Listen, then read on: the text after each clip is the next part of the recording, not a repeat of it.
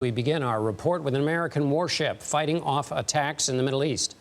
The USS Carney shot down a ballistic missile and several drones on Wednesday. That's according to a U.S. official who blamed Iranian-backed Houthis for the strikes. This would be the Houthis' 38th attack on ships of all kinds in the Red Sea since mid-November. Officials say they stopped a possible attack on American planes patrolling the skies around Yemen by destroying a Houthi anti-aircraft missile before it was launched. As we showed you Tuesday, CBS Evening News anchor Norah O'Donnell filed a report from one of those surveillance jets, and she brings us this report from Bahrain. These sailors and Marines are just one part of the U.S. military presence in the Middle East. Mason, Roger, over. In Yemen today, a Houthi anti-aircraft missile targeted American patrol aircraft. The missile, which was in firing position, was destroyed by the U.S. military, according to the Pentagon. Folks that need to show restraint are these groups that Iran backs. Groups like the one that killed 3 Americans earlier this week. President Biden has approved a series of strikes against targets, including Iranian personnel and facilities inside Iraq and Syria. We have obligations in the region, including those to our troops and our facilities. And now those attacks have taken the lives of 3 of them. We will do what we need to do to make sure that those responsible are held properly accountable. The U.S. has positioned one of its most lethal and effective assets in the Red Sea. We went to sea for ourselves, taking a C-2 Greyhound, also known as a COD, to the USS Dwight D. Eisenhower aircraft carrier. U.S. troops deployed in the region are now in what's called a weapons engagement zone, meaning the U.S. service members are in the range of enemy fire. The night we arrived on board the carrier, the destroyer, the USS Gravely, intercepted another Houthi missile. We're on call 24/7. It never stops. Rear Admiral Mark Miguez is the commander of Carrier Strike Group 2, which includes the Eisenhower and the Gravely. What's the first thing the president asks when there's a crisis? Where are the carrier strike groups? And there's a reason for that. You've seen some of it in full display over the last 8 hours. The Carrier Strike Group is leading the U.S.-led coalition's defense with a nuclear-powered aircraft carrier, destroyers, 75 aircraft, and some 7,000 sailors strong. I know that our sailors are trained. I know that they're going to react and respond as they've been trained to do. And it was relevant last night, just like it's going to be relevant anytime we get shot at. Captain Christopher Hill, call sign Chowda, is in charge of the Ike. It's kind of a testament to the capability of our missile systems and our guns, and the capability of our sailors to operate that equipment. We were there during night flight operations. F-18s launched with military precision. The choreography perfected, so fighter jets can go from 0 to 125 miles per hour in just 2 seconds. Captain Hill was observing from the ship's bridge. Today, we asked him about the attack on American service members in Jordan that killed 3 soldiers. The president has said that he has made a decision about how to respond. Does this carrier strike group stand ready? We have been ready for quite some time. No matter what the order? No matter what the order. Do you think you'll end up being involved? We are presently involved. We flew by helicopter to see the ships heavily involved in deterring the Houthis and defending American warships, the destroyers. We're on a Navy MH-60 helicopter right over the Red Sea, and we are heading to the USS Mason.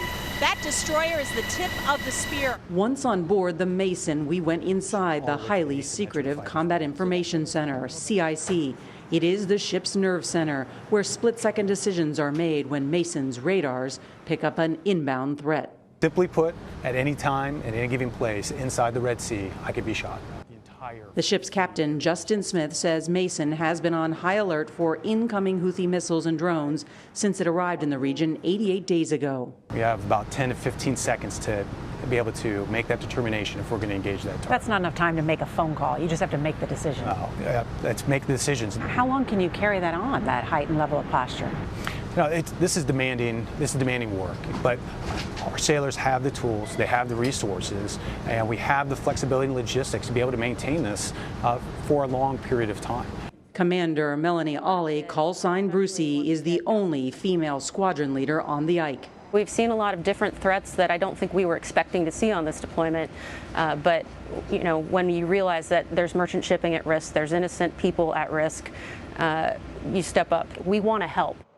And John, what we have noticed since we have been here is that the number of attacks from Houthi militants are increasing and that some of their weapons are actually getting closer. And also just moments ago, a senior defense official here in Bahrain telling us exclusively that F-18 Super Hornets were launched. They bombed 10 unmanned drones in western Yemen that were preparing to launch. This is a dynamic situation. These sailors are on alert 24/7.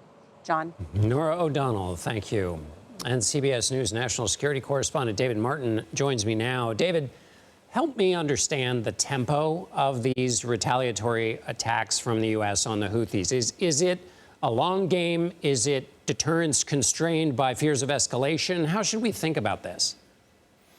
You should think that it's going to last for as long as it takes, and it's going to take a long time. Norah just reported the latest incident where a U.S. jet fighter struck 10 Houthi drones that were on the pad ready for launch out into the Red Sea and the Gulf of Aden. So the Houthis are taking a beating, but they're showing no signs of backing off on their attempts to disrupt commercial shipping. And as long as they can pose a hazard, they really don't have to hit anything. They're still accomplishing their mission by convincing shipping companies that the smart thing to do is stay away from the Red Sea, which means stay away from the short route between Europe and Asia, namely the Suez Canal.